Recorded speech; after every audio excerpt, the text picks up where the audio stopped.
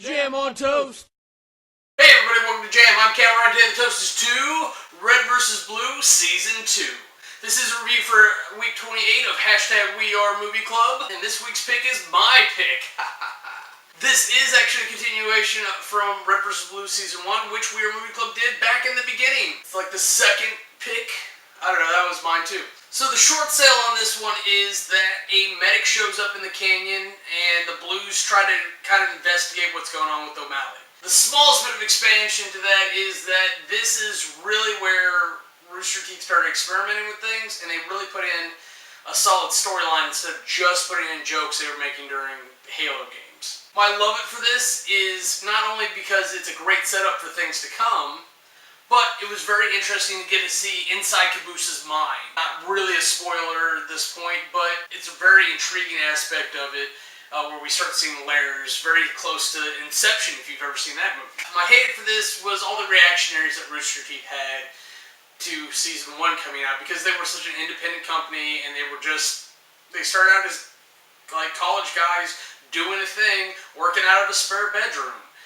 They were recording audio in the bathroom. I mean, it was a low-budget type thing, and that's just kind of how it was. But because they wanted to try to be successful, like any good business venture, they were listening to the feedback from people, and they were like, oh, maybe we should do this, this, and this. And this, and this, and this happened to be, they took out the mic pips for the radio.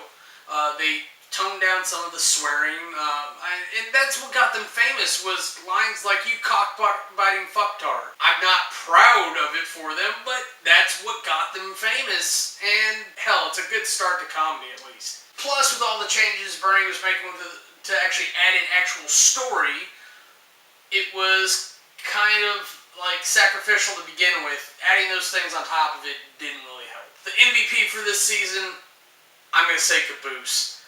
Watching them go back and forth between O'Malley and Caboose is just hilarious. And you kind of see Caboose grow into the lovable character that he becomes because O'Malley kind of fucks up his head. It's just the facts of it. On to the categories. Aesthetics. I'll be honest, the aesthetics are not fantastic. The actual footage only takes up like a third of the screen, maybe half, depending upon what your ratios are. And the subtitles do come in underneath that at least, so that's helpful. But they were still working off the Xbox original hardware. They were still working off Halo Combat Evolved, the original Halo game. They were still exploiting a glitch that happened. I mean, there's a lot of factors that go into what they were working with. Again, they took out the mic pips that made the speech actually sound more natural, to me at least. So there's definitely some things to complain about. But the shots they set up and the way they used the resources they had were fantastic. I really got to hand it to them. And if you just look at the storyline and look at how they set up the shots for what they wanted to happen, I think they did a really good job, and I can't fault that. All that said, it doesn't mean that it comes out looking great. The audio, if you notice it, can be annoying throughout the entire thing, and there are some drawbacks, especially since they're noted for a lot of audio dialogue comedy, and you get a lot less in this than you did in the previous season. So I'm definitely hoping that we see Halo 2 come into this picture in Season 3, but for now, aesthetics gets a 70. Character development. Rooster Teeth was really trying to find their strides on this. The characters were pretty much developed in Season 1, and they just kind of rehashed and used them again. There's this real quick introduction thing, which was actually a neat bit of exposition, where they're like, hey, this is this, this is this, this is this, from introducing Doc to the Blue members.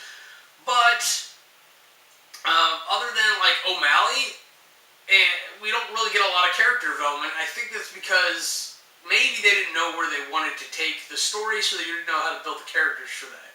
They just knew that they had to build up a premise for their... I fault Season 2 a lot because it focused a lot less on characters and jokes and more on actually building a legitimate story to actually carry forward the series, which it did, and you have to give credit where credit's due. But character development got a 75. Storyline. Now, I've been complaining that we sacrificed a lot for the story. Don't get me wrong, especially for where it goes, the The story was really, really good. I actually really liked the story. I think the idea of bringing in the medic was actually a really good, funny bit to do. And given what has to happen to make conflict arise with O'Malley, you needed new characters. And the shell bots probably weren't going to be the ones to do it. I don't know. There's definitely things that could have made the experience of the story better, so the execution wasn't top-notch, but I definitely think the story itself, and again, if you look at it in the whole bit, is definitely worth of high praise. I definitely like this story, and I think it's worth it. Storyline gets a 90. Compulsion. Look, Season 1, I'm guffawing the whole time, I'm belly laughing, I'm doing all that nonsense. This is not that intriguing a thing to watch. I really feel like they started sprinting, they got tired, they dipped a little bit, and then they just ran a marathon after they learned that not to sprint it. And I think that's what this is. I think it was a very important rest for them, but that doesn't mean that the experience is all that funny. It doesn't mean that it's all that wowing. It doesn't. There's a lot of things that's just like, let me watch one of the other seasons. They're a lot funnier. Compulsion gets an 88. Now, if you total all that up, you get an average of 80.75. Now, I'm obviously of the opinion that this is something everybody should watch. Everyone should get into Red vs. Blue, because even if you don't like video games, it's some funny shit, and it's actually got some really good story built into it if you pay attention in the early seasons. And then once you get out of Blood Gulch and you get to Season 6, it gets amazing. But thank you for stopping on this journey with me. This will be uphill from here, and I can't wait to watch the rest of this and share it with you guys. I think it'll be a wonderful, wonderful thing. So this was a review for #We Are Movie Club. This week's pick was mine. Next week's pick is Neil. I think we are doing Space Captain Harlock. Some crazy anime thing like that. Go ahead and click on the links here. Be sure to check out the channel, see all the other nonsense that we're up to. That's it for me. I'm Kamurai. If you don't like me, fight me. If you want to see anything else we're up to, go ahead and click the annotations, and they'll take you to our other channels.